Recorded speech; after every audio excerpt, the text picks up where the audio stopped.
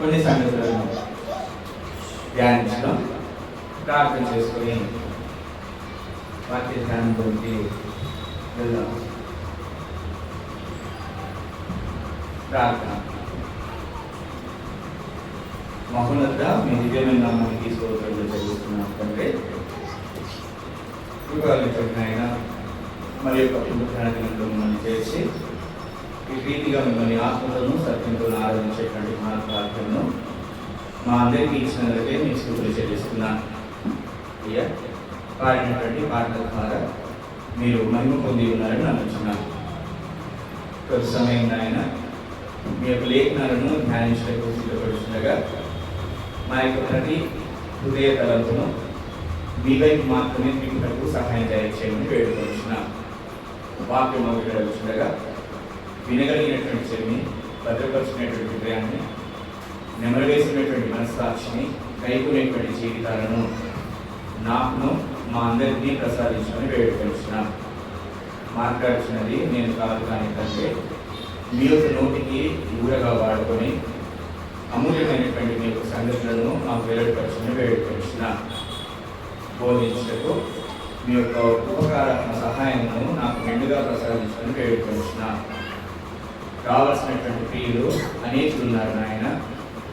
నిజంగా ఆశపడినటువంటి వారందరినీ కూడా అయ్యా క్షేమకరంగా ఇక్కడికి చేర్చి మీరు మహిమని యేసు దివ్యనామమున ప్రార్థించి వేడుకొంటున్నాం తండ్రి. ఆమేన్. మంచిది. ఈరోజు మనకి జనరల్గా నీకు ఏది ఇష్టం అని చెప్పేసి అడిగాను అనుకోండి, ఒక్కొక్కరు ఒక్కొక్క ఆన్సర్ చెప్తూ ఉంటాం కదా. ఫుడ్ విషయంలో నీకు ఏది ఇష్టం అని చెప్పేసి అడిగాను అనుకోండి, ఒక్కొక్కరు ఒక డిఫరెంట్ డిష్ చెప్తూ ఉంటాం. అలాగే సపోజ్ నీకు కొన్ని ప్లేసెస్ విజిట్ చేయాలనుకోండి, నీకు ఏ ప్లేస్ ఇష్టం అంటే ఒక్కొక్కరు ఒక్కొక్క డిఫరెంట్ ప్లేసెస్ చెప్తూ ఉంటాం. అట్లాగే లోకంలో మనం పరిశీలించినట్లయితే డిఫరెంట్ దేవుళ్ళని కూడా చెప్తూ ఉంటారు. డిఫరెంట్ దేవుళ్ళని కూడా చెప్తూ ఉంటారు. ఇష్టాలు, అదేవిధంగా ఆరాధన దైవాలు అని చెప్పేసి చెప్తూ ఉంటారు. అందులో నుండి కొన్ని రోజు ఈ నీ దేవుడు ఎవరు అనేటువంటి విషయాన్ని అధ్యయనం చేయడానికి ప్రయత్నం చేద్దాం. ఇప్పుడు జనరల్గా ఎవరిని అడిగాను అనుకోండి, ఒకరి పేరు చెప్తారు. ఇంకొకరి దగ్గరికి వెళ్ళి అడిగాను అనుకోండి, వాళ్ళ దైవ సంబంధమైనటువంటి వాళ్ళ పేర్లు వేరేటువంటి పేరు చెప్తారు. ఇంకొకరిని అడిగాను అనుకోండి, ఇంకొకరి పేరు చెప్తారు. నా ఇష్ట దైవము, నా ఆరాధ్య దైవము అని చెప్పేసి, మా ఇంటి కొడుకు అని చెప్పేసి ఇట్లా మాట్లాడతారు. అయితే గ్రంథంలో కూడా కొన్ని రకాలైనటువంటి వాళ్ళని మనం చూడడానికి ప్రయత్నం చేద్దాం. వారు వేటిని దేవుడిగా పెట్టుకున్నారో చూడడానికి ప్రయత్నం చేద్దాం. అర్థమవుతుందా? నీ దేవుడు ఎవరు అనేటువంటి అంశాన్ని మనం చూసుకోవడానికి ప్రయత్నం, నీ దేవుడు ఎవరు అనేటువంటి అంశాన్ని చూడడానికి ప్రయత్నం చేద్దాం. అందరం కూడా ఫిలిప్పీలకు రాసినటువంటి పత్రిక 3వ అధ్యాయంలోకి వెళ్దాం. ఫిలిప్పీ పత్రిక 3వ అధ్యాయము 19వ వచనాన్ని మనం చూసినట్లయితే, నాశనమే వారి అంతము, వారి కడుపే వారి దేవుడు. అది మొట్టమొదటి దేవుడు ఎవరంటే వారి కడుపే వారికి దేవుడు. అమ్మా, మొట్టమొదటిగా మనం చూస్తున్నటువంటి ఎవరు వీళ్ళు? వాళ్ళ కడుపులనే దేవుడిగా పెట్టుకున్నటువంటి వారు. అంటే ఏంటి? వీళ్ళు తిండిపోతులు అని అంటారు. తిండిపోతులు అని అంటారు. వాళ్ళ కడుపునే వాళ్ళు దేవుడిగా భావిస్తూ ఉంటారు. మనము జనరల్గా పురాణాల్లో ఇతిహాసాలలో మామూలుగా వీళ్ళు చదువుకున్నప్పుడు కుంభకర్ణుడు ఉన్నాడు కదా, ఆయన ఏం చేస్తాడు? 6 నెలలు పడుకుంటాడంట, 6 నెలలు తిండి తినడానికే. బకాసురుడు ఉన్నాడు కదా, బకాసురుడానికి చెప్పుకుంటారు కదా, ఆయన కూడా ఏంటి? తిండే. సో ఇట్లా వీళ్ళందరూ ఏంటి? కడుపే దేవుడిగా పెట్టుకున్నటువంటి చెల్లు అన్నమాట. ఈ దేవుడు ఎవరు అని చెప్పేసి అంటే వాళ్ళు ఏమంటున్నారంట? మా కడుపే మా దేవుడు. మా ఫ్రెండ్ ఉండే ఎక్స్ కొలీగ్, తను బాగా ఎప్పుడైనా సరే రెస్టారెంట్ వెళ్దాం రా అని చెప్పేసి అంటూ ఉంటాడు. ఏంట్రా అని చెప్పేసి అంటే వాడు మంచిగా లా ఉంటాడు.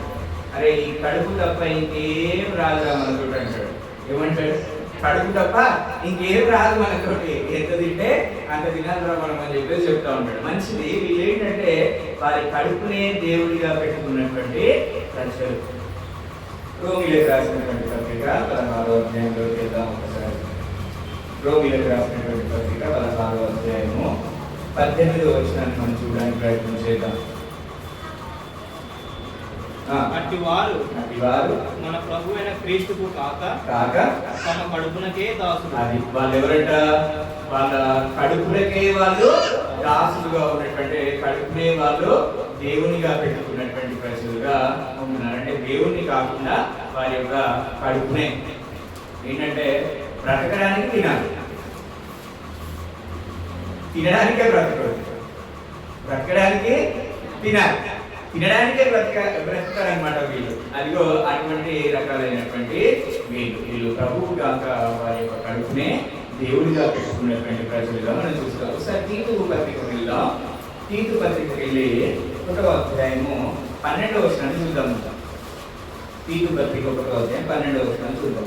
వారిలో ఒకడు అనగా వారి సొంత ప్రవక్తలలో ఒకడు ఇట్లనెను క్రేతీయులు ఎల్లప్పుడూ అబద్ధికులను. చూడండి, క్రేతీయులు ఎల్లప్పుడూ అబద్ధికులను, దుష్ట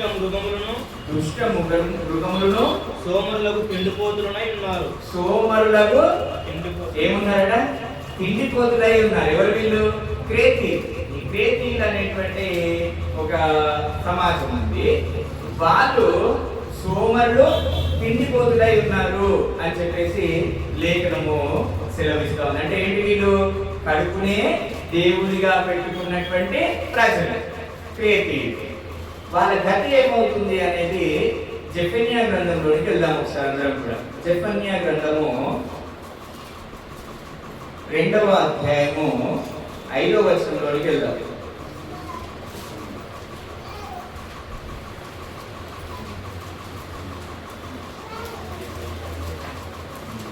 ఎప్పుడు చెప్పినటువంటి పుస్తకం కదా, కొంచెం తీయడం అనేది లేట్ అవుతా ఉంది. జెఫన్యా గ్రంథము 773వ పేజీలో 773వ పేజీలో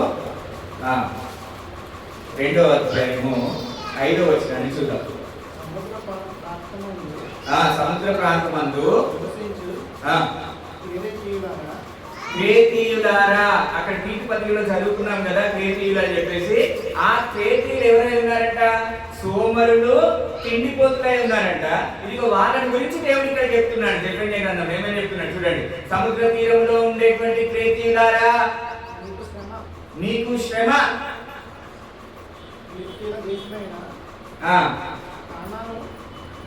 మంచిది నాన్న. అంటే కడుపునే దేవుడిగా పెట్టుకునేటువంటి వారికి ఏమవుతుందంట? శ్రమ అని చెప్పేసి దేవుని యొక్క లేఖనము సెలవిస్తూ ఉంది. బ్రతకడానికి తినాలి కానీ ఈ కడుపునే దేవునిగా పెట్టుకోకూడదు అనేటువంటి విషయాన్ని మనము అందుకే సామెత గ్రంథంలోకి వెళ్దాం ఒకసారి. మంచి చదవాలి, మంచి చదవాలి. సామెత గ్రంథం 23వ అధ్యాయం.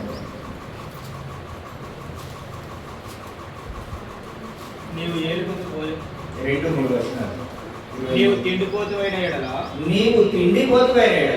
నీ గొంతుకు కత్తి పెట్టుకోను. ఏమవ్వాలంట? నీ గొంతుకు ఏం చేసుకోవాలంట? కత్తి పెట్టుకోవాలి. తిండిపోతువైనట్లయితే నువ్వేం చేయాలంట? నీ గొంతుకు కత్తి పెట్టుకోను. అతని రుచిగల పదార్థములను ఆశింపకును. అవి మోసపుచ్చు ఆహారములు, ఐశ్వర్యం పొంద ప్రయాస. కాబట్టి ఇవన్నీ మనం ఏం చేస్తూ ఉంటామంటే అబ్బా అబ్బా అబ్బా అబ్బా అని చెప్పేసి లాగిస్తూ ఉంటాం. కొంచెం కొంచెం ఏంటంటే ఆకలి తిండి వేరు నాన్న. ఆకలి తిండి వేరు ఉంటుంది, నాలుక తిండి వేరు ఉంటుంది. బాగుంటుంది. కడుపు తిండి వేరు, నాలుక తిండి వేరు. కడుపు ఎంత 3 రోజులు తినకపోయినా కొంచెం తిన్నామంటే సెట్ అయిపోతుంది. నాలుక ఏం చేస్తాడు? ఆ రుచి, ఈ రుచి, అది ఇది అని చెప్పేసి ఇంకా కొంచెం అని చెప్పేసి టెంప్ట్ చేస్తూ ఉంటారు. ఆకలి తిండి వేరు, ఆశ తిండి వేరు. దేవుడు అది ఉండద్దు అని చెప్పేసి చెప్తా ఉన్నాడు. కాబట్టి కడుపే దేవుడిగా చేసుకున్నటువంటి ప్రజల లిస్టులో మనము ఉండకూడదు అనేటువంటి విషయాన్ని మనం మాట్లాడుతాం. ఇంకో 2వ విషయాన్ని చూడడానికి ప్రయత్నం. యోబు గ్రంథంలోకి వెళ్దాం. యోబు గ్రంథం 12వ అధ్యాయం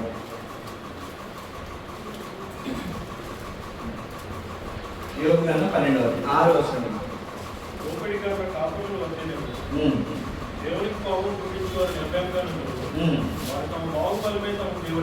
వారు వారి బాహుబలమే వారి దేవుడు అనుకుంటారంట. కొంతమంది ఉన్నారు వారి యొక్క బలాన్ని మాత్రమే నమ్ముకునేటువంటి వారు. మాకు ఇంత బలం ఉంది, నేను ఇంత బలాజ్యులను అని చెప్పేసి వారు దేవుణ్ణి కాకుండా ఏం చేస్తున్నారట, వారి యొక్క బలాన్ని మాత్రమే దేవునిగా పెట్టుకున్నటువంటి ప్రజలు. ఈ మధ్యకాలంలో ఈ రాజకీయ నాయకులు ఉంటారు కదా, లేదంటే సినీ యాక్టర్స్ ఉంటారు కదా, వీళ్ళందరూ ఏం చేసుకుంటా ఉంటారు, బౌన్సర్స్ ని పెట్టుకుంటా ఉంటారు, సెక్యూరిటీగా బౌన్సర్స్ ని పెట్టుకుంటారు. ఎందుకు? వాళ్ళు దేహ దారిద్ర్యంతో ఉంటారు, స్టౌట్ గా ఏది వచ్చినా కానీ వాళ్ళు అడ్డుకోగలుగుతారు. అంటే వాళ్ళు ఎవరిని నమ్ముకున్నారు, వారి యొక్క బాహుబలాన్ని మాత్రమే వాళ్ళు నమ్ముకున్నటువంటి ప్రజలు. బాహుబలమే దేవుడిగా ఉన్నటువంటి వారు. మనం కూడా కొంచెం ఎత్తు, కొంచెం బరువు, కొంచెం కనబడ్డామంటే మన మీద మన కాన్ఫిడెన్స్ ఎట్లా ఉంటుంది, దేవుడు పక్కన పెట్టేసి నన్ను కొట్టేటోడు లేడు అన్నట్టుగా మనం కూడా కొన్ని సందర్భాల్లో ఉంటూ ఉంటాం. అంటే అటువంటి బాహుబలం కలిగినటువంటి గొలియాత్ ఎంతమంది తెలుసున్నాను? గొలియాత్ ఎంతమంది తెలుస్తుంది? ఫిలిస్తీన్లు ఎవరిని నమ్ముకున్నారు? ఫిలిస్తీన్లు ఎవరిని నమ్ముకున్నారు? గొలియాతుని నమ్ముకున్నాడు. యుద్ధం వద్దు, ఏమొద్దు, ఈ ఒక్క నోడి అండి సాలు అని చెప్పేసి ఛాలెంజ్ చేసింది ఇశ్రాయేల్ ప్రజలు. చేసిందా? గొలియాత్ ఒక్కడితోనే మీరు యుద్ధం చేయండి చాలు, ఆయన ఒక్కడిని పడగొట్టాడు, మేమందరం ఓడిపోయినట్టే. అంటే వాళ్ళు ఎవరిని నమ్ముకున్నారు? గొలియాత్ యొక్క బాహుబలాన్ని వాళ్ళు నమ్ముకొని యుద్ధానికి వెళ్ళి. అప్పుడు దేవుణ్ణి నమ్ముకున్నటువంటి ప్రజలైనటువంటి దావీదు ఏం చేసిండు? దావీదు ఏం చేసిండు? చిన్న రాయి తీసుకుని అయిపోయిందా? బాహుబలమే దేవుడిగా కలిగినటువంటి ప్రజలు వారు నాశనానికే పాత్రులు, ఎప్పుడైనా పడిపోవాల్సిందే అనేటువంటి విషయాన్ని గుర్తుపెట్టుకోవాలి. ప్రియులారా, మనకి సంసోన్ తెలుసు. సంసోన్ ఎంత బలాఢ్యుడు, చాలా బలాఢ్యుడు. ఆయన కూడా చివరికి ఏమైపోయింది ఆయన పరిస్థితి? ఆయన కూడా చనిపోయినటువంటి పరిస్థితి. కాబట్టి బాహుబలాన్ని దేవునిగా మనం ఎప్పుడు కూడా పెట్టుకొని ఉండకూడదు అనేటువంటి విషయాన్ని మనం మన యవనస్తులమైనటువంటి సమయంలో ఎవరిని కేర్ చేయండి. ఐ డోంట్ కేర్ ఎనీవన్ అని చెప్పేసి అనుకుంటాం జనరల్గా. ఏంటది? తల్లిదండ్రులను తృణీకరిస్తూ ఉంటాము, ఇంకెవరైనా పెద్దలు ఏదైనా మాటలు తృణీకరిస్తూ ఉంటాము. కానీ అలా ఉండకూడదు అనేటువంటి విషయాన్ని మనకు దేవుడు ఇచ్చినటువంటి బలమును ఆయన యొక్క పనిలో మనం వాడాల్సినటువంటి వారమై ఉంటూ ఉన్నాం. అంతేగాని ఆయన ఇచ్చినటువంటి బలమును బట్టి మనం గర్వించి ఆ బలాన్ని దేవుడిగా మనము పెట్టుకోకూడదు. ఆ బలాన్ని మనం ఏం చేయాలి? దేవుని యొక్క పరిచర్యలో ఇట్లా వాడితే మనకు బ్లెస్సింగ్స్ ఉంటాయి అనేటువంటి విషయము మనం గుర్తుపెట్టుకోవాల్సినటువంటి. అందుకే మనం చక్కగా పాట పాడుతూ ఉంటాం కదా. ఏమని పాట పాడతాం? యెహోవా నా బలమా, యథార్థమైనది నీ మార్గం, పరిపూర్ణమైనది నీ మార్గం. యెహోవా. ఎవరు మన బలమైతే? మన బలమైతే దేవాది దేవుడు మన యొక్క బలం. మన బలము మన కడుపు కాదు, మన బలము మన యొక్క బాహుబలము అయి ఉండకూడదు అని చెప్పి లేఖనము సెలవిస్తా ఉంది. మూడో దానికి వెళ్ళిపోతాం త్వరగా. ఎన్ని దేవుళ్ళని చూసుకున్నాం నాన్న? 2. ఏంటది? 1 కడుపే దేవుడు, 2 బాహుబలమే దేవుడు. ఇప్పుడు మూడో దానికి వెళ్ళిపోతాం చక్కగా. మత్తయి సువార్త 19వ అధ్యాయము. మత్తయి సువార్త 19వ అధ్యాయము 16 నుంచి కొన్ని వచనాలు చదువుతాను. మత్తయి సువార్త. ఒకడు ఆయన ఎద్దకు వచ్చి, బోధకుడా, నిత్య జీవం పొందుటకు నేను ఏ మంచి కార్యము చేయవలని ఆయన అడిగాను. అందుకు ఆయన, మంచి కార్యమును గురించి నన్ను ఎందుకు అడుగుతున్నావు? మంచివాడు ఒక్కడే ఆ. నీవు జీవములో ప్రవేశింపగోరిన ఎడల ఆజ్ఞలను గైకొనమని చెప్పాను. అతడు ఏ ఆజ్ఞలని ఆయన అడగగా, యేసు నరహత్య చేయవద్దు, వ్యభిచరింపవద్దు, దొంగలివద్దు, అబద్ధ సాక్ష్యం పలకవద్దు, తల్లిదండ్రులను సన్మానింపుము, నిన్ను వలె నీ పొరుగువానిని ప్రేమింపవలెను అనునవే అని చెప్పాను. అందుకు ఆ యవ్వనుడు, ఇవన్నీ అనుసరించుకునే ఉన్నాను, ఇకను నాకు ఏమి పొదువు అని ఆయన అడిగాను. అందుకు యేసు, నీవు పరిపూర్ణుడవుటకు కోరిన ఎడల పోయి నీ ఆస్తిని అమ్మి బీదలకిమ్ము. అప్పుడు పరలోకమందు నీకు ధనము కలుగును. నీవు వచ్చి నన్ను వెంబడించుమని అతనితో చెప్పాను. అయితే ఆ యవనుడు మిగుల ఆస్తి గలవాడు కనుక ఆ మాట విని వ్యసనపడుచు వెళ్ళిపోయి. ఇక్కడ చూడండి, తన ధనమునే తన దేవుడిగా పెట్టుకున్నటువంటి వారు, ధనాన్ని దేవుడిగా పెట్టుకున్నటువంటి స్వయంగా దేవుడే నువ్వు నన్ను వెంబడించు అని చెప్పేసి అంటే ఆయనకి ఏమడ్డొచ్చిందంట? ధనము అడ్డొచ్చింది. ధనం అడ్డొచ్చేసి ఆ ధనం కోసం ఆయన ఏం చేసిందంట? దేవుణ్ణి విడిచిపెట్టి వ్యసనపడుచు అంటే బాధపడుచు వెళ్ళాడంట. వ్యసనపడుచు వెళ్ళిపోయినట్టుగా అక్కడ లేఖనము రాయబడి ఉంది. కాబట్టి ప్రియులారా, ఇక్కడ దేవుడి యొక్క లేఖనం మనందరికీ తెలుసు. ఉంటే సూది వెచ్చంలో దూరడము సులభము అని చెప్పేసి అంటాడు. దేని కంపారిజన్ లో అది? ధనవంతుడు పరలోక రాజ్యంలో ప్రవేశించడం కంటే ఉంటే సూది వెచ్చంలో దూరుట సులభము అని చెప్పేసి అంటున్నాడు. ధనవంతుడు పరలోక రాజ్యంలో ప్రవేశించట దుర్లభము అని చెప్పేసి అంటున్నాడు. కాబట్టి ఈ ధనాన్నే దేవుడిగా పెట్టుకున్నటువంటి వారు అనేకులు తెలుసు. ఇక్కడ ప్రత్యక్షంగా యేసుక్రీస్తు ప్రభువారే నన్ను వెంబడించి వాళ్ళంతా విడిచిపెట్టి అని చెప్పేసి అంటే ఆయన విడిచిపెట్టలేనటువంటి పరిస్థితి. ఆయన ఎవరు దేవుడిగా ఉన్నారు? కొన్నిసార్లు నా భార్యతో నన్ను ధైర్యంగా పెట్టుకో అమ్మా, నన్ను ధైర్యంగా పెట్టుకో అని చెప్పేసి అంటాను. ఆమె ఏముంది నీకు? ఒక 1000 రూపాయలు ఉందా నీకు? ఏం చెప్తాను? ఒక 1000 రూపాయలు ఉన్నాయా నీకు అంటే మనకు ధనము భరోసా ఇస్తుంది. కానీ మనము ఎవరిని దేవుడిగా పెట్టుకోవాలి? మన యొక్క దేవుణ్ణి, సర్వోన్నతమైనటువంటి ఆ యొక్క దేవుణ్ణి మనము బలంగా పెట్టుకోవాలి, కానీ దేవుడిగా పెట్టుకోవాలి. కానీ మనం ఎంత మాత్రం కూడా ధనంని మన యొక్క దేవుడిగా ఎంచుకొనకూడదు అనేటువంటి విషయాన్ని మనము జ్ఞాపకం చేసుకోవాలి. కీర్తన గ్రంథంలోకి వెళ్దాం ఒకసారి. కీర్తన గ్రంథము 49వ అధ్యాయము. కీర్తనల గ్రంథము 49వ అధ్యాయము 6వ వచనాన్ని చదువుతాం. తమ ఆస్తియే ప్రాణకమని నమ్మి తమ ధన విస్తారమును బట్టి పొగడుకొని వారు నీ నేల భయపడవలేను అని చెప్పేసి, ఇదిగో తమ యొక్క ధనాన్ని విస్తరించుకోవడమే అదే ప్రాపకం, ఇక అదే వారి ప్రపంచం. అంటే వారి యొక్క దేవుడు ధనమయం. ఆ ధనాన్ని దేవుడిగా ఎంచుకున్నటువంటి వారుగా వారు కనబడుతూ ఉన్నారు. 16-17 వచనాల్లో చదువుదాం. అదే అధ్యాయంలో 16-17 వచనాలు. ఒకడు ధన సంపన్నుడైనప్పుడు వాని ఇంటి ఘనత విస్తరించినప్పుడు భయపడకుము. వారి ఇంటి ఘనత విస్తరించినప్పుడు మనం భయపడాల్సిన అవసరం లేదు. ఎవరో ఒకడు ధనవంతుడు అవుతున్నాడు, వాడి ఘనత విస్తరిస్తా ఉంది, దాన్ని బట్టి మనం భయపడాల్సిన అవసరం లేదు. అయ్యో మా దగ్గర అది లేదు, వాడు విస్తరిస్తాడు అని చెప్పేసి అనుకోవాల్సిన అవసరం మనకు లేదు అని చెప్తూ కింద చెప్తున్నాడు. వాడు చనిపోయినప్పుడు ఏమీ తీసుకొని పోడు అనే విషయాన్ని దేవుడు సెలవిస్తా ఉన్నాడు. కాబట్టి 3వ రకాలైనటువంటి ప్రజలని దేవుడు ఎవరు అని చెప్పేసి అంటే ఏం చెప్తున్నారు వీళ్ళు? మా ధనమే మా దేవుడు అని చెప్పేసి చెప్తూ ఉన్నాడు. అందుకే చాలా సార్లు భక్తులు మంచి పాటలు రాశారు. ధన ధాన్యములను చూసి దాతాను మరచితివి. ఎవరినట? ధన ధాన్యములను చూసి దాతాను మరచితివి. దాత ఇవ్వని ధనము ధాన్యం ఎక్కడివి.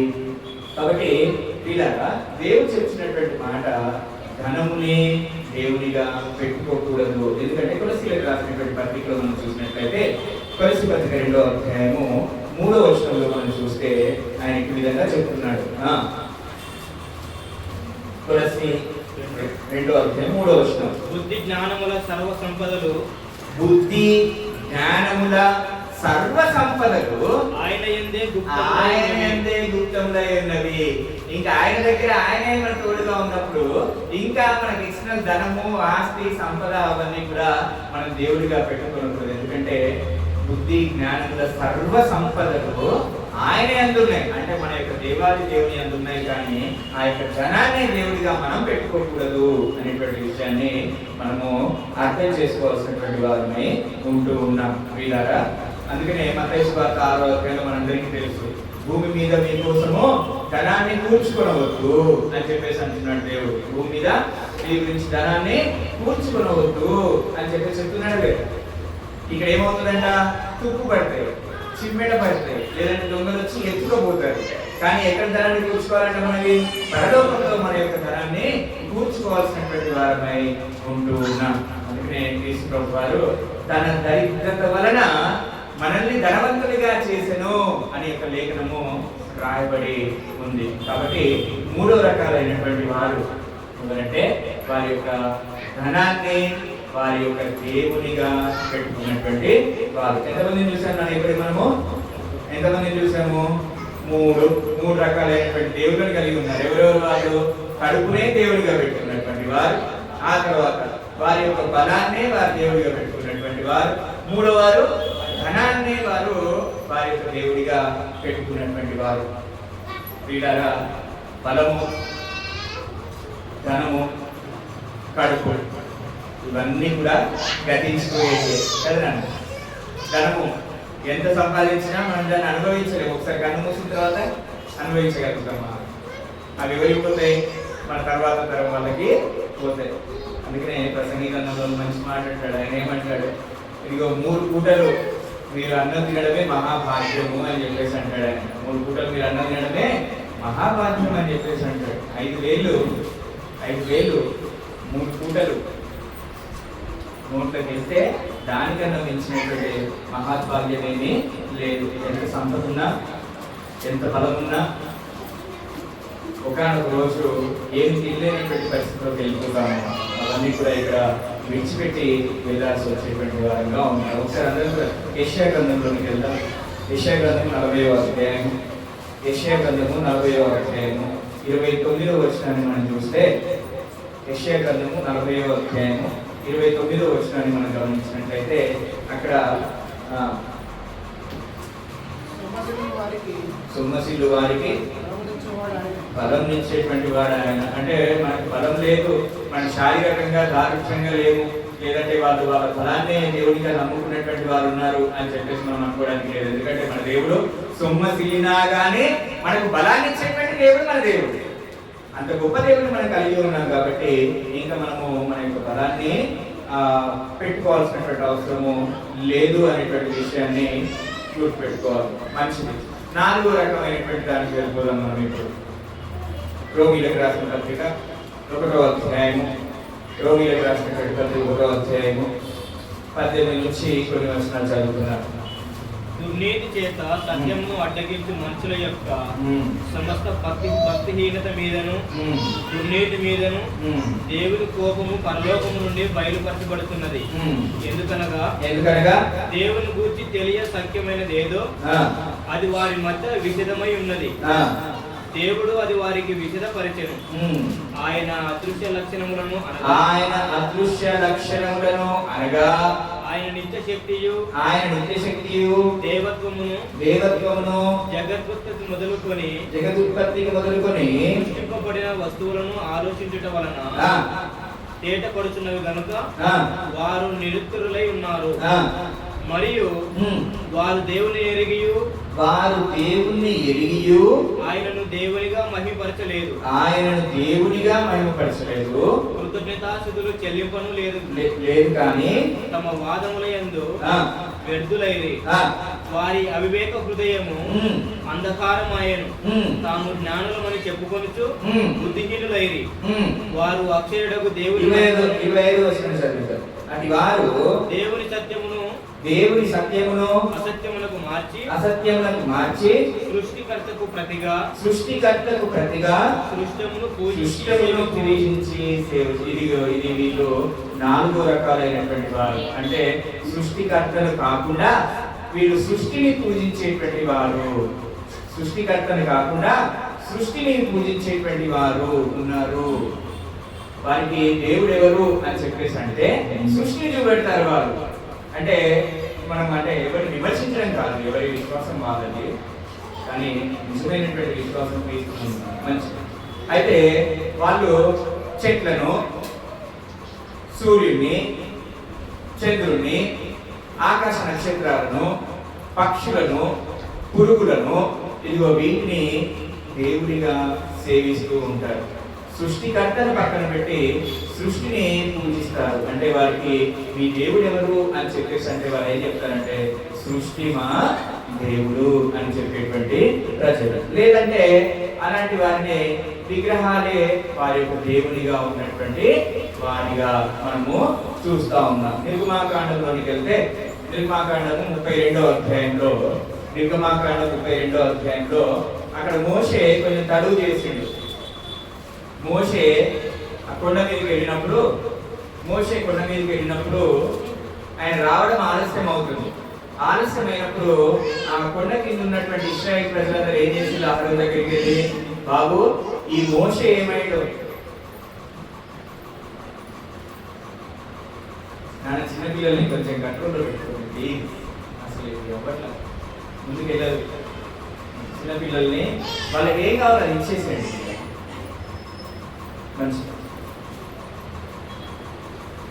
నిర్గమాకాండం 32వ అధ్యాయంలో అక్కడ మోషేతోటి అక్కడ ప్రజలు చెప్తున్నటువంటి ఈ మోషే ఏమైపోయాడో మాకు తెలియదు, మమ్మల్ని నడిపించినటువంటి దానికి సాదృశ్యంగా మాకు ఒక విగ్రహాన్ని చేయి అని చెప్పేసి అన్నప్పుడు అహరోను ఏం చేసాడు, వాళ్ళ యొక్క అన్ని బంగారం అంతా తీసుకుని ఏం చేసినాడు, ఆయన ధూళను చేసినట్టుగా మనం చూస్తా ఉన్నాం. కాబట్టి విగ్రహమే దేవుడు, విగ్రహమే దేవుడిగా పెట్టుకున్నటువంటి ప్రజలు. ఈరోజు మనలో ఏ విగ్రహం? అప్పుడు ప్రజలు దేవాది దేవుడు అంతకాలం నడిపించిండు, అన్ని మహత్కార్యములు చేసిండు, అన్ని అద్భుత ఆశ్చర్య సూచక్రియలు చేసినటువంటి దేవుడు అవన్నీ విడిచిపెట్టి ఇప్పుడు వీళ్ళ యొక్క హృదయం ఎటు తిరిగిందంట, విగ్రహముల వైపు తిరిగినట్టుగా మనం చూస్తా ఉన్నాం. అంటే విగ్రహాలని దేవుడిగా పెట్టుకున్నటువంటి ప్రజలు. అదే విషయాన్ని మొదటి రాజుల గ్రంథము 18వ అధ్యాయంలోకి వెళ్తే, మొదటి రాజుల గ్రంథం 18వ అధ్యాయము 18 నుంచి కొన్ని వచనాలు మనం గమనించినట్లయితే అక్కడ బయలుదేవత సందర్భము మనకు కనబడుతూ ఉంది. ఆ బయలుదేవత అంటే విగ్రహం. తిరిగి మళ్ళీ అక్కడ ఏం చేస్తుందంట, విగ్రహములనే దేవునిగా పెట్టుకున్నటువంటి ప్రజలు. ఇలాగా మన దేవుడికి ఏమైనా రూపం ఉందన్న, ఆయన ఏంటి, ఆత్మ స్వరూపి. మన దేవుడు ఎవరినైనా ఆత్మ స్వరూపి. మీరు ఏ రూపమైనను చేసుకునకూడదు అని చెప్పేసి దేవుడి యొక్క లేఖనము సెలవిస్తా ఉంది. దేవుణ్ణి ఎప్పుడు ఏ నరుడును చూడలేదు అని చెప్పేసి దేవుని యొక్క లేఖనము సెలవిస్తా ఉంది. మీరు ఏ విగ్రహమును చేసుకునకూడదు అని చెప్పేసి దేవుని యొక్క లేఖనము సెలవిస్తా ఉంది. కానీ వీళ్ళు ఏం చేస్తున్నారంట, సృష్టిని పూజిస్తా ఉన్నారు, విగ్రహములను పూజిస్తా ఉన్నారు. ఈ బయలుదేవత వృత్తాంతం మీకు ఒకవేళ సమయం చిక్కినప్పుడు దాన్ని చదువుకోవాల్సిందిగా కోరుతున్నాను. అదే మొదటి రాజుల 12వ అధ్యాయంలో 28వ వచనం నుంచి మనం గమనించినట్లయితే అక్కడ యెరోబాము ఉంటాడు. ఆ యెరోబాము కూడా దూడలను చేసినట్టుగా మనం చూస్తా ఉంటాం. మళ్ళీ వీళ్ళు ఎచ్చలేమని చెప్పేసి అంత దూరం పోతారేమో, మళ్ళీ నన్ను రాజుగా ఎంచరేమో అని చెప్పేసి భయపడి ఈ యెరోబాము ఏం చేస్తున్నాడు, మళ్ళీ 2 దూడలను చేసి ఇగో ఇవే మిమ్మల్ని నడిపించినటువంటి దేవుడు అని చెప్పేసి దూడలను చెప్తా ఉన్నాడు. కాబట్టి వీళ్ళగా విగ్రహములని దేవుడిగా పెట్టుకున్నటువంటి ప్రజలు. అదేవిధంగా మనం అపోస్తల కార్యంలోనికి వెళ్ళినట్లయితే అపోస్తల కార్యం 19వ అధ్యాయంలోకి మనం వెళ్ళినట్లయితే అక్కడ ఆర్తమీదేవి అని చెప్పేసి ఉంటది. ఆర్తమీదేవి అని చెప్పేసి అక్కడ కూడా ఉంటది. కాబట్టి ఇన్ని రకాలైనటువంటి విగ్రహములను మనము గ్రంథంలో చూస్తూ ఉన్నాం. ఇలాగా అంతకుముందు మందసము పెట్టబడినటువంటి స్థలం ఉంది కదా, మందసము పెట్టబడినటువంటి దాగోను గుడి. ఆ దాగోను గుడిలో ఏమైంది? ఆ దాగోను కింద పడిపోయింది. యెహోవా మందసము ఎప్పుడైతే ఆ యొక్క గుడిలో పెట్టబడిందో అప్పుడు ఆ దాగోను విగ్రహము ఏమైపోయింది? కింద పడిపోయి ముక్క చెక్కలైనట్టుగా మనము చూస్తూ ఉంటాం. కాబట్టి కీర్తన గ్రంథంలో ఈ విధంగా రాయబడింది. కీర్తన గ్రంథం 115వ అధ్యాయంలో కీర్తన గ్రంథం 115వ అధ్యాయము 1 నుంచి 8 వచనాలు మనం చదువుదాం. మాకు కాదు యెహోవా, మాకు కాదు, నీ కృపా సత్యమును బట్టి నీ నామమునకే మహిమ కలుగును గాక. వారు దేవుడేడే అని అన్యజనులు ఎందుకు చెప్పుకుందురు? మా దేవుడు ఆకాశమందున్నాడు, తనకిచ్చు అన్నట్లుగా సమస్తమును ఆయన చేయుచున్నాడు. వారి విగ్రహములు వెండి బంగారువి. వారి విగ్రహములు ఏంటట? వెండి బంగారువి. అవి మనుషుల చేతి పనులు. అవి మనుషుల చేతి పనులు. విగ్రహం ఏంటంటే అవి మనుషుల చేతి పనులు మాత్రమే. బాగా గుర్తుపెట్టుకోవాలి అందరం కూడా. ఎప్పుడు కూడా ఏ విగ్రహం దగ్గర కూడా మనం తిరగకూడదు అనేటువంటి విషయాన్ని జాగ్రత్తగా గమనించుకోవాలి. వాటికి నోరుండి పలుకవు, వీటికి నోరుండి పలకవు, కన్నులుండి చూడవు, చెవులుండి వినవు, చెవులుండి కూడా వినవు, ముక్కులుండి వాసన చూడవు, చేతులుండి ముట్టుకొనవు, పాదములుండి నడవవు, కాళ్ళుండి కూడా నడవవు, గొంతుకతో మాట్లాడవు. ఇవ్వండి విగ్రహాలు. వీటిని విగ్రహంగా దేవుడు చెప్తూ ఉన్నాడు. ఇదిగో ఇటువంటి వాటన్నిటిని కూడా దేవుళ్ళుగా దేవతలుగా పెట్టుకున్నటువంటి వారు ఉన్నారు. వెండివి, బంగారువి, కళ్ళతో చేసినవి, అవన్నీ కూడా ఏంటట? మనుషుల చేతి పనులు మాత్రమే. ఏ విగ్రహమైనా కానివ్వండి.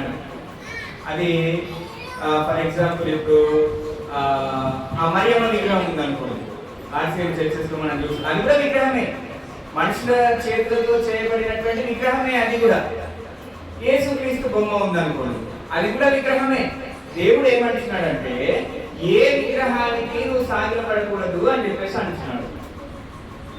ఏదైనా విగ్రహమే అనేటువంటిది. మన దేవుడు ఆత్మస్వరూపి అయినటువంటి దేవుడు. ఆయన ఒక రూపం అంటూ ఏమీ లేదు, ఆయన ఆత్మస్వరూపం మాత్రమే అనేటువంటి విషయాన్ని మనం ఎప్పుడు కూడా గుర్తుపెట్టుకోవాలి. చాలా మంది అన్యులు ఇటు విధంగా వారికి ఉత్సాహం కోసమో లేదంటే సమాజం కోసమో వారి యొక్క డంబం కోసమో వ్యర్థమైనటువంటి యొక్క విగ్రహాల వైపు బాగా అట్రాక్ట్ అవుతా ఉంటారు. యవనస్తులు కూడా చాలా అట్రాక్ట్ అవుతా ఉంటారు వచ్చేటువంటి సందడి సభలను బట్టి. కానీ మనం నమ్ముకున్నటువంటి దేవుడు వాటన్నిటికన్నా పైగా ఉన్నటువంటి వాడు అనేటువంటి సోయి మనందరికీ ఉండాల్సినటువంటి వారమే ఉంటున్నాం. నాన్న ఎన్ని రకాల దేవుడు చెప్తున్నాం ఇప్పటివరకు?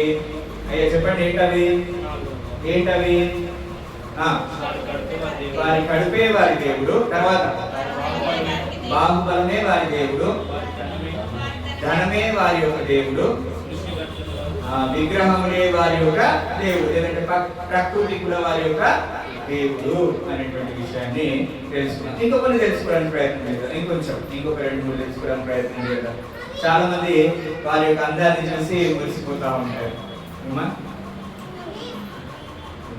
ఆడలేని అవుతారు మంచిది, ఎందుకంటే వాళ్ళు ఎక్కువ మురిసిపోతా ఉంటారు. మంచిదైతే ప్రియులారా, ఈ అందం కూడా చాలా మోసకరమైనది అని చెప్పేసి దేవుని యొక్క లేఖనము సెలవిస్తూ ఉంది. కొంతమంది వారి యొక్క అందాన్ని చూసుకొని ఇంకా అక్కడికే బ్లాక్ అయిపోతారు, ఆగిపోతారు. నిజమైనటువంటి దేవుడి దగ్గర కాకుండా నేను అందంగా ఉన్నాను అనేటువంటి దగ్గరే మరి వారి యొక్క మనసును స్థిరపరచుకొని ఉండిపోతూ ఉంటారు. అటువంటి స్థితిలో మనము ఉండకూడదు అనేటువంటి విషయాన్ని మనకు ఎస్తేరు గ్రంథంలోకి వెళ్దాం. ఒకసారి 414 పేజీ నెంబర్. ఎస్తేరు గ్రంథం 1వ అధ్యాయం 12వ వచనం. ఎస్తేరు 1వ అధ్యాయం 12వ వచనం. రాణి అయిన వస్తీ నపుంసకుల చేత ఇవ్వబడిన ఇక్కడ ఒక రాణిని చూస్తూ ఉన్నాం. వష్టి అనేటువంటి రాణిని మనము చూస్తూ ఉన్నాం. ఆ రాణి చాలా అందంగా ఉందంట. ఆ రాణి చాలా అందంగా, చాలా మంచిగా రూపవతి అయినటువంటి ఆ యొక్క రాణి. అయితే రాజు ఒక డిన్నర్ ఏర్పాటు చేసి వాళ్ళ భార్యను అందరికీ పరిచయం చేద్దామని చెప్పేసి పిలుస్తాడు. పిలిచినప్పుడు ఆ రాణి ఏమంటారంటే, నేను రాను అని చెప్పేసి. అందం ఏం చేస్తుంది అన్న? గర్వాన్ని ఇస్తుంది. అందం ఏం చేస్తుంది? గర్వాన్ని ఇస్తుంది. అంటే మనం అందంగా ఉన్నాము అనేటువంటి విగ్రహము లేదంటే దాన్ని దేవుడిగా మనం పెట్టుకుంటే అది మనం ఎక్కడికి నడిపిస్తుంది? గర్వం దగ్గరికి నడిపిస్తుంది. గర్వం వలన నాశనం వచ్చును అని చెప్పి లేఖనం సెలవిస్తాం.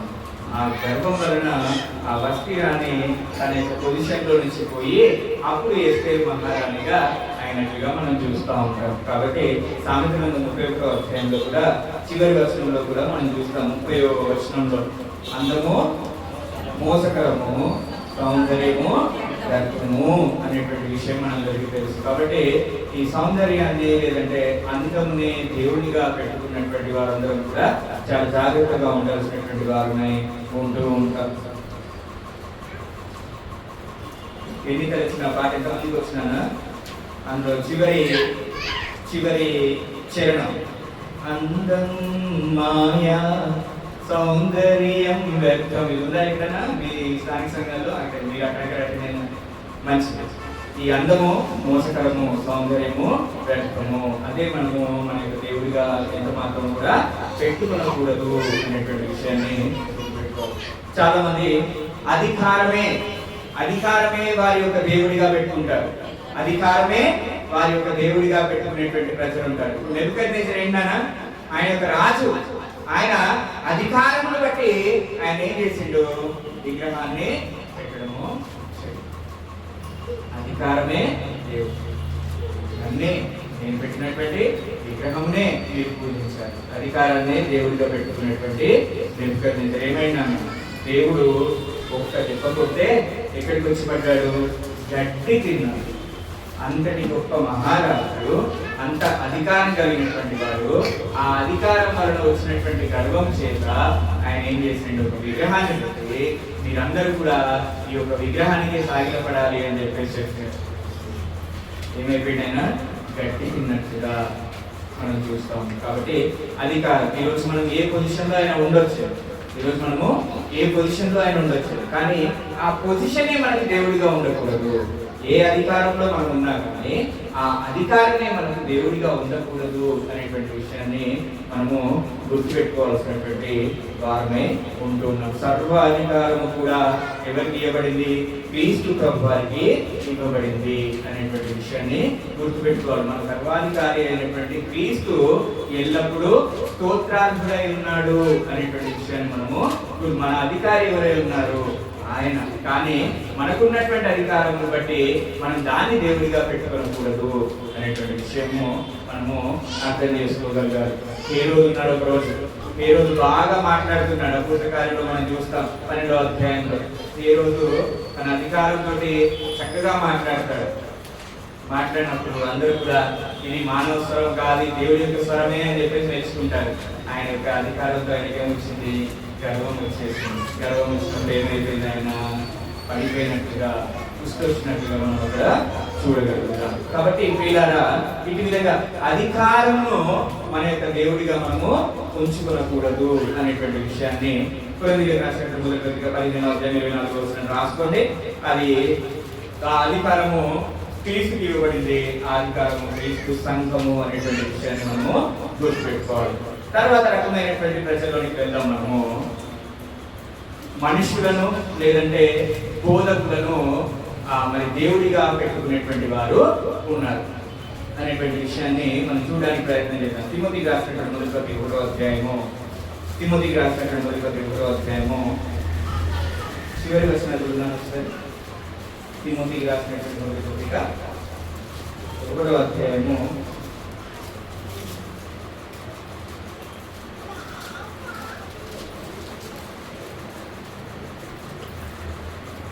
క్షమించండి, 2వ పత్రిక 4వ అధ్యాయం.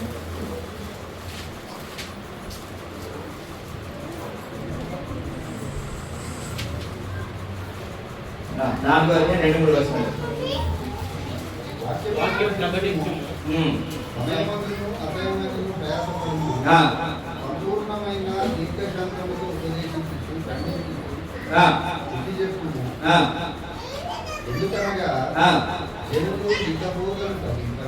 జనులు హితబోధను సహింపక దుర్ద చెవులు గలవారై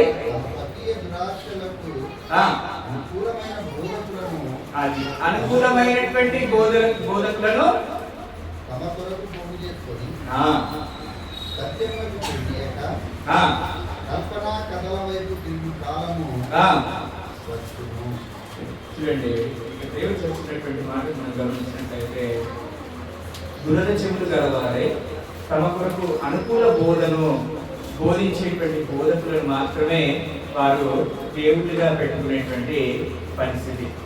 అంటే ఏంటి, వాళ్ళకు గద్దింపు వాక్యము కాదు, ఎప్పుడు కూడా ఏం కావాలంట, హెచ్చరించేటువంటి వాక్యము కాదు, ఎప్పుడు కూడా ఏం కావాలంట, అనుకూలమైనటువంటి బోధనే కావాలి. అటువంటి అనుకూలమైనటువంటి బోధన చేసేటువంటి బోధకులనే వాళ్ళు మరి స్వీకరిస్తారు, లేదంటే అంగీకరిస్తారు, వాళ్ళనే దేవుడిగా వాళ్ళు పెట్టుకుంటారు. నేను ఒకసారి ఒక సిస్టర్తో మాట్లాడుతున్నాను, చాలా జాగ్రత్త.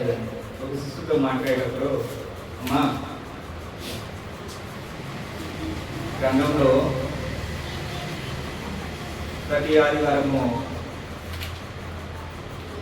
బల్ల చేయాలని ఉంది కదా, ప్రభు వల్ల పార్టిసిపేట్ చేయాలని చెప్పేసి ఉంది కదా వాక్యంలో. ఉంది, ఉంది అన్నాను. మరి మీరు వెళ్ళే చోట ప్రతి ఆదివారం ఆరాధనలో ప్రభు వల్ల ఉంటుందా? లేదంటే మరి వాక్యము చెప్తుంది కదా, నీకు అర్థమవుతుందా?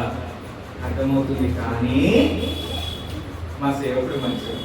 ఏంటంటే మా సేవకుడు మంచోడు, ఎప్పటి నుంచో మేము అక్కడికి వెళ్తున్నాం.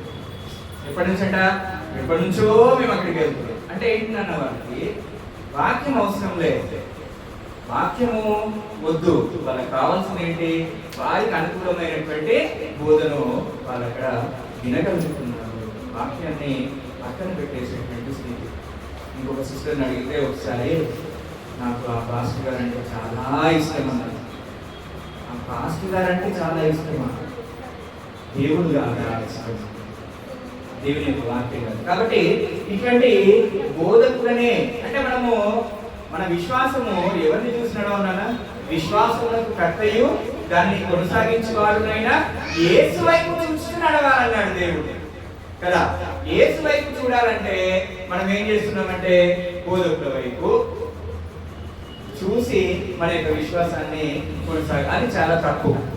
అదేంటంటే దుర్ద చెవులు కలిగినటువంటి వారు చేసేటువంటి పని. వాళ్ళు గద్దింపును స్వీకరించలేనటువంటి వారు, బుద్ధివాక్యాన్ని స్వీకరించలేనటువంటి వారు. కాబట్టి మనం అట్టిస్తూ మనము ఎప్పుడు కూడా ఉండకూడదు అనేటువంటి విషయాన్ని గుర్తుపెట్టుకోవాలి. కీర్తన గ్రంథము 18వ అధ్యాయం 31వ వచనం చివరిగా. కీర్తన గ్రంథం 18వ అధ్యాయం 31వ వచనం. యెహోవా తప్ప దేవుడేడి. యెహోవా తప్ప దేవుడేడి.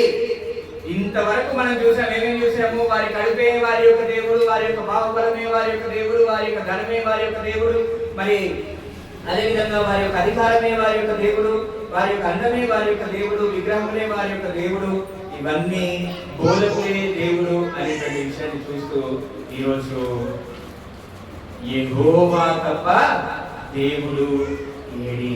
మన యొక్క దేవుడు నాన్న ఆత్మస్వరూపి, మన యొక్క దేవుడు నిత్యుడు, మన యొక్క దేవుడు సత్యవంతుడు, మన యొక్క దేవుడు సర్వజ్ఞుడు, మన యొక్క దేవుడు సర్వాంతర్యామి, మన యొక్క దేవుడు. ఈ విధంగా మనం చెప్పుకుంటూ పోతే అనేకమైనటువంటి స్వభావములు కలిగినటువంటి మన యొక్క దేవుడు. అట్టి దేవుణ్ణి మనము దేవునిగా కలిగి ఉండాలి తప్ప ఇంతవరకు మనం చర్చించుకున్నటువంటి వాటిలో ఏ ఒక్కదాన్ని కూడా మనం దేవుడిగా ఉంచుకోకూడదు. అట్టి కృప దేవుడు మనందరికీ అనుగ్రహించును గాక. ఆమేన్.